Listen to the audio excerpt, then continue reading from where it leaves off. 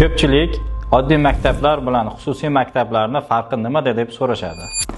Hozir xususiy maktablarning 3 ta eng afzal taraflarini ko'rib chiqamiz. Birinchi farqi individual yondashuv. Har bir o'quvchining qiziqishi va yondashuvi o'rganib chiqiladi.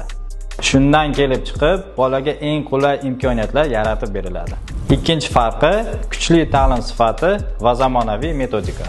Xususiy maktablarda natija muhimligi uchun ularda darslarga yangi qarashlar bilan yondashuv, oliy toifali eng yaxshi ustozlar va zamonaviy dasturlar bilan bolalarga ta'lim va tarbiya beriladi. Uchinchi farqi tarbiya. Hozirgi paytda tarbiyaviy muhitni me'yorda ushlash hattoki xususiy maktablarda ham qiyinchilik tug'diryapti. Turli masalalarda mustaqil yechim topa olishda ham ularni rivojlantirish zarur. Shunda yosh avlod hayotga tayyor, o'ziga ishongan, mustaqil shaxs bo'lib maktabni tamomlaydi. Sizni ham farzandingiz xususiy maktabda ta'lim olishni xohlaysizmi? Unda hoziroq ushbu raqamlarga qo'ng'iroq qiling va ma'lumotlarga ega bo'ling.